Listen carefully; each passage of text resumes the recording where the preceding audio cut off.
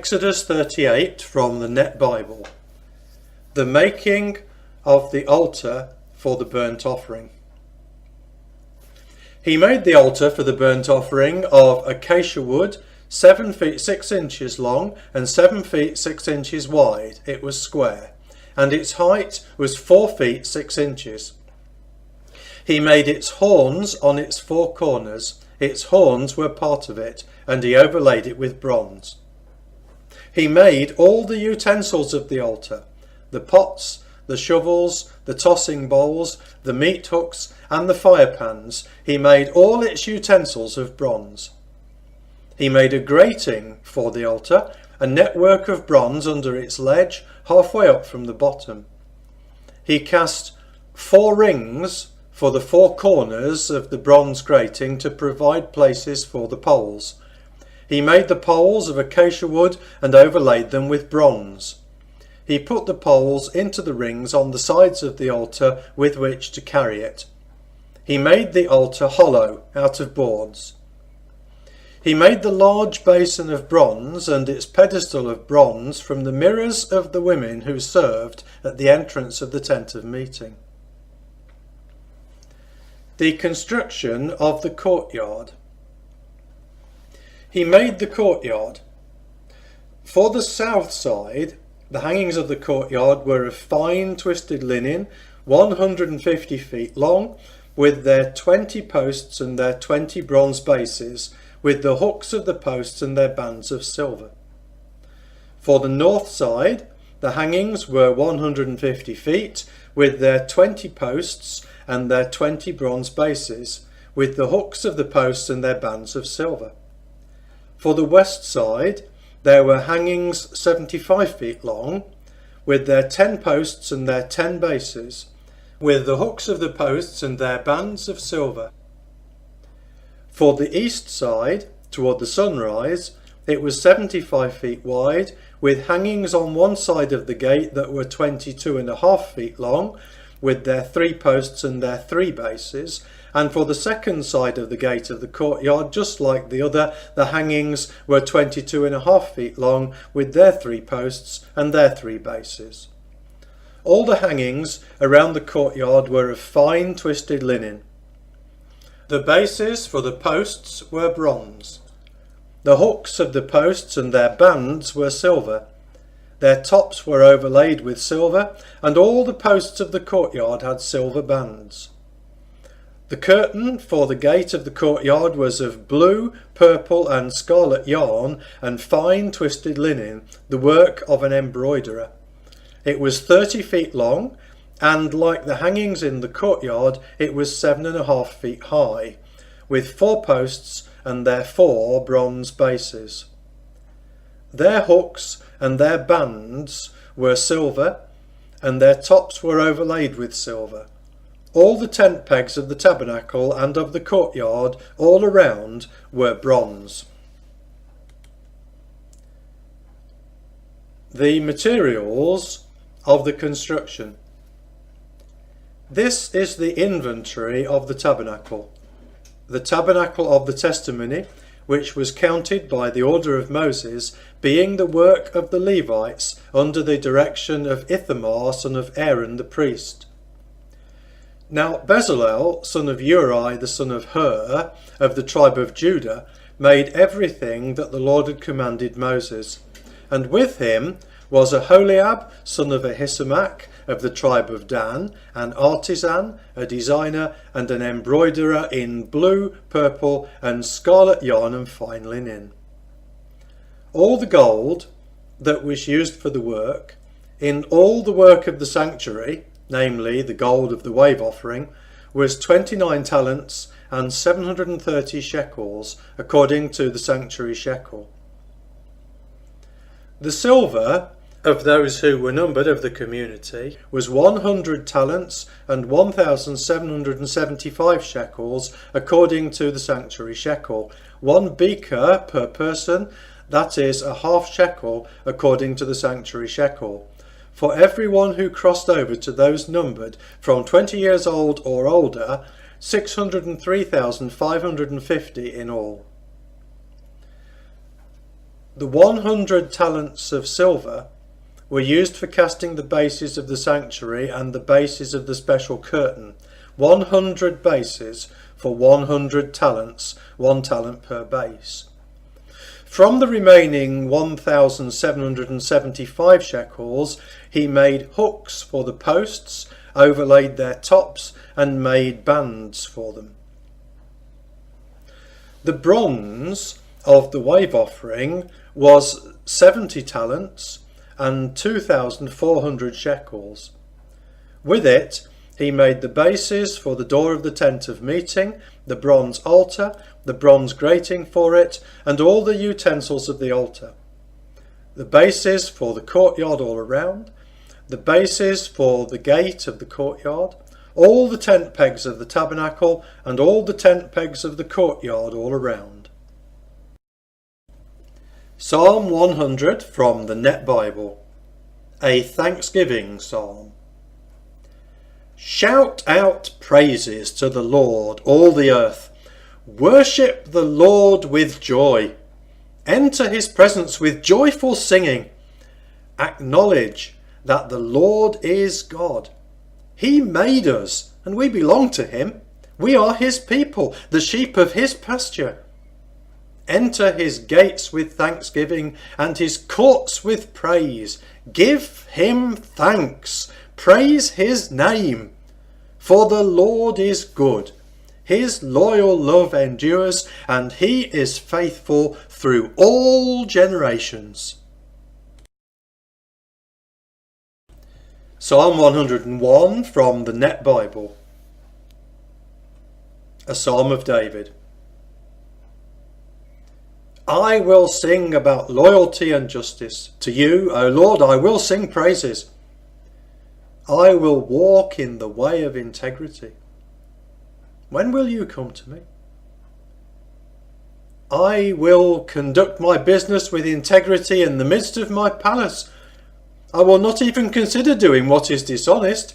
I hate doing evil. I will have no part of it. I will have nothing to do with a perverse person. I will not permit evil.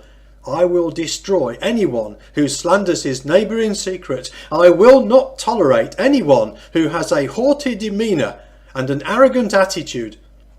I will favour the honest people of the land and allow them to live with me. Those who walk in the way of integrity will attend me. Deceitful people will not live in my palace. Liars will not be welcome in my presence. Each morning I will destroy all the wicked people in the land and remove all evildoers from the city of the Lord. 1 Corinthians 8 from the Net Bible. Food sacrificed to idols. With regard to food sacrificed to idols, we know that we all have knowledge. Knowledge puffs up, but love builds up.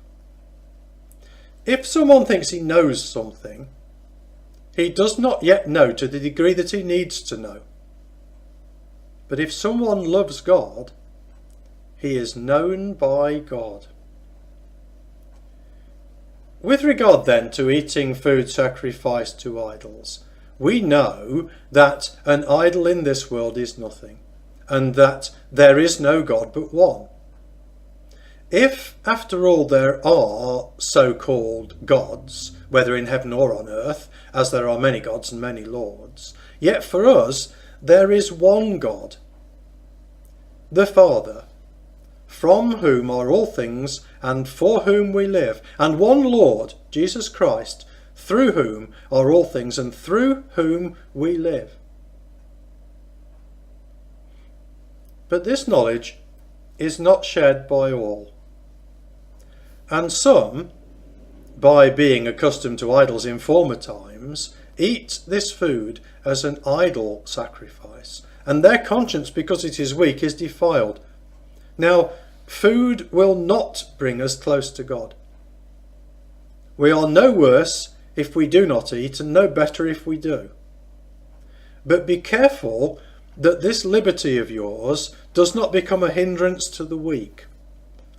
For if someone weak sees you who possess knowledge dining in an idol's temple, will not his conscience be strengthened to eat food offered to idols? So by your knowledge, the weak brother or sister for whom Christ died is destroyed. If you sin against your brothers or sisters in this way and wound their weak conscience, you sin against Christ. For this reason, if food causes my brother or sister to sin, I will never eat meat again, so that I may not cause one of them to sin. 1 Corinthians 9 from the Net Bible. The rights of an apostle. Am I not free? Am I not an apostle? Have I not seen Jesus our Lord? Are you not my work in the Lord? If I am not an apostle to others, at least I am to you, for you are the confirming sign of my apostleship in the Lord. This is my defence to those who examine me. Do we not have the right to financial support? Do we not have the right to the company of a believing wife, like the other apostles and the Lord's brothers and Cephas? Or do only Barnabas and I lack the right not to work? Whoever serves in the army at his own expense. Who plants a vineyard and does not eat its fruit? Who tends a flock and does not consume its milk? Am I saying these things only on the basis of common sense, or does the law not say this as well? For it is written in the law of Moses, do not muzzle an ox while it is treading out the grain. God is not concerned here about oxen, is he? Or is he not surely speaking for our benefit? It was written for us, because the one ploughing and threshing ought to work in hope of enjoying the harvest. If we sowed spiritual blessings among you, is it too much to reap material things from you?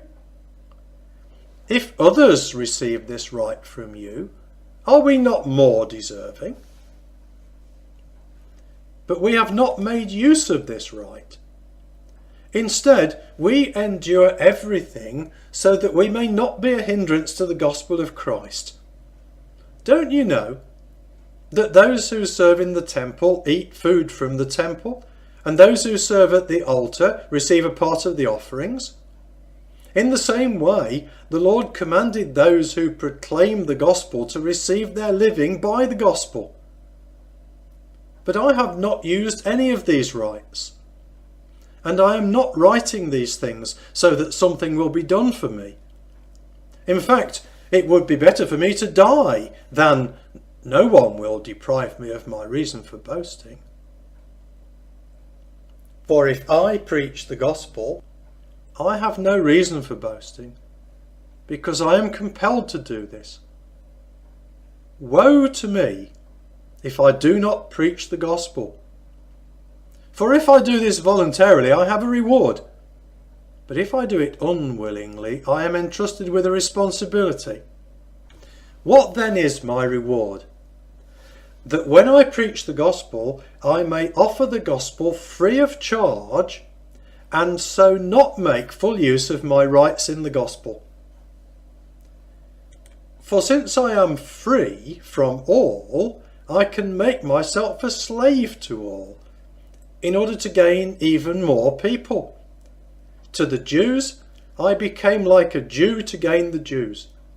To those under the law, I became like one under the law, though I myself am not under the law, to gain those under the law. To those free from the law, I became like one free from the law, though I am not free from God's law, but under the law of Christ, to gain those free from the law. To the weak, I became weak in order to gain the weak. I have become all things to all people, so that by all means I may save some. I do all these things because of the gospel, so that I can be a participant in it. Do you not know that all the runners in a stadium compete, but only one receives the prize? So run to win.